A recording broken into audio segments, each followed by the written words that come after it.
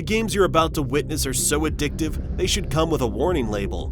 Whether it's the thrill of surviving a raid or losing hours building your perfect worlds, these titles will take over your life in the best way possible.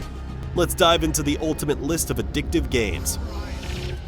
Sit down and Man, where do we even start with GTA 5? It's the game that refuses to quit. Michael's a retired criminal with a midlife crisis. Franklin's the guy trying to rise above it all, and Trevor, well, Trevor's Trevor. Get them off! Beyond the main storyline, GTA 5 offers a vast open world filled with side activities like sports, trading, and exploration. What makes this game so addictive is its endless freedom to cause mayhem or live out any fantasy you want. One moment you're masterminding heists, the next you're skydiving from a stolen jet, because why not? Los Santos, the game's sprawling city, feels like a satire-packed playground. Whether you're pulling off crazy heists or just enjoying the totally normal physics of rampaging through traffic, there's always something ridiculous to do. Shark cards aside, it's a blast. If you ever wanted to feel like an absolute powerhouse, Doom Eternal is the jam.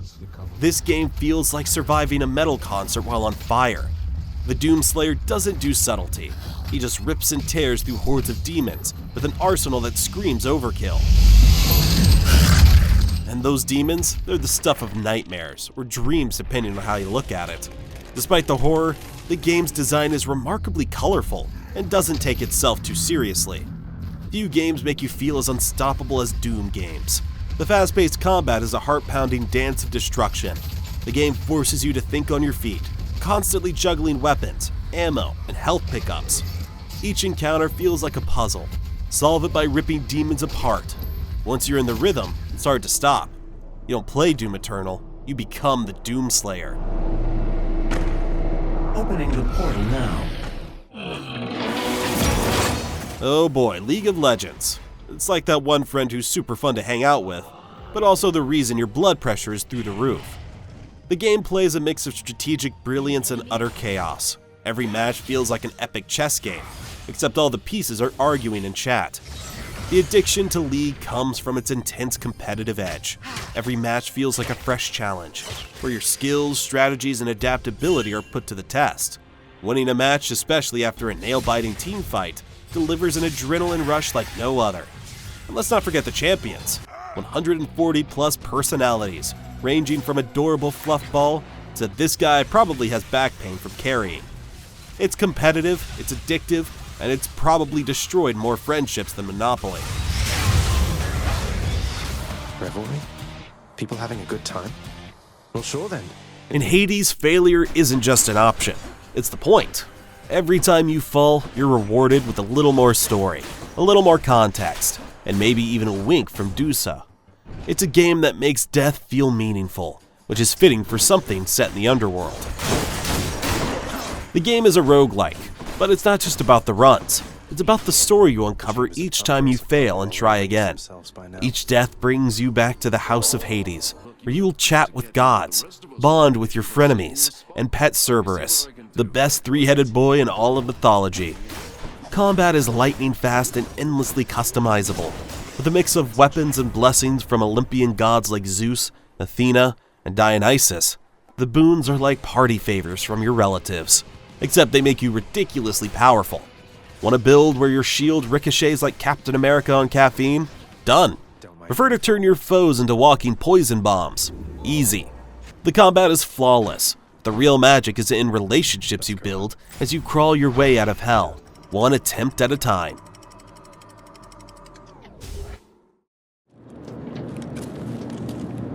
This one isn't just a game, it's a survival boot camp. Escape from Tarkov doesn't hold your hand. Heck, it doesn't even give you a map half the time. You're thrown into a war-torn city with one goal: get out alive. Tarkov turns every raid into a high-stakes gamble. The fear of losing everything you've scavenged adds tension to every encounter. But that's also what makes it so rewarding. Success feels earned. Surviving a raid with rare loot is a rush that keeps you coming back, determined to do better or exact revenge next time. The stakes are high because if you die, you lose everything you've looted. It's stressful, but also weirdly addictive. And the players? They're either tactical geniuses or absolute chaos gremlins. There's no in between. Blood. You ever look at history and think, I could do better? That's Europa Universalis IV. It's a grand strategy game where you take control of a nation and decide its fate. Want to turn tiny Luxembourg into a global superpower? Go for it. Feel like re-establishing the Roman Empire? Why not?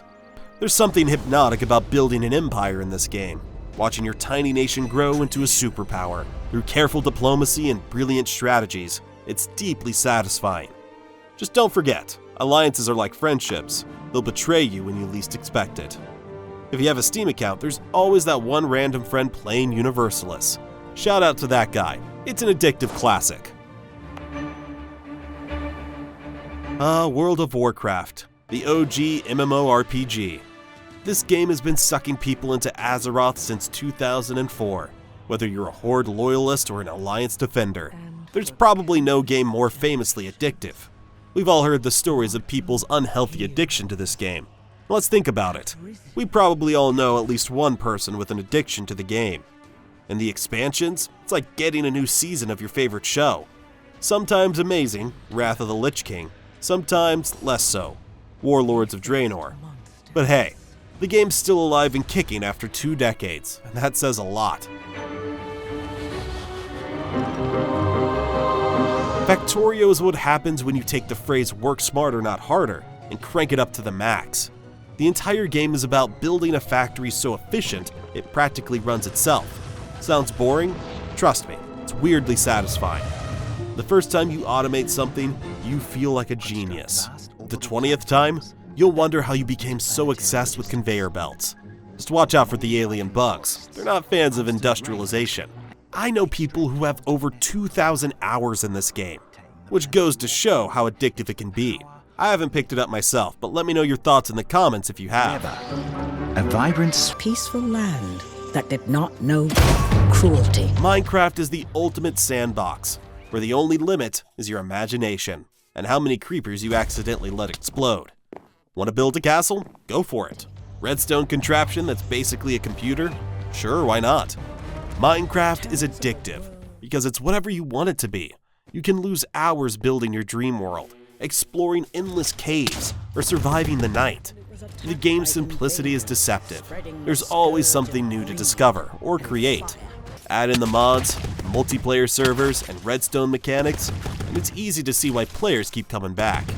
It's simple, relaxing, and it also is home to some of the weirdest mods and servers imaginable. Stardew Valley is the video game equivalent of a warm hug. You inherit a farm, move to a quaint town, and suddenly you're planting crops, wooing villagers, and attending adorable seasonal festivals. There's something ridiculously satisfying about Stardew Valley's simple yet rewarding gameplay loop. Upgrading your farm creates this cozy rhythm that feels impossible to put down. Every in-game day ends with the thought, just one more day. And before you know it, it's 2 a.m. It's digital comfort food, plain and simple. There's just something magical about Stardew Valley's simplicity. It's not just a farming game, it's a slice of life simulator, where you can live out your dreams of ditching the corporate grind. Let's be real, we all secretly love a game where growing pumpkins feels like an achievement. The game's heavily inspired by Harvest Moon on the Nintendo Game Boy, which is definitely one of my favorites from back in the day. Let me know which game is the most addictive for you. And of course, don't forget to check out our next video, 28 perfect 10 out of 10 games you must play. See you in the next one.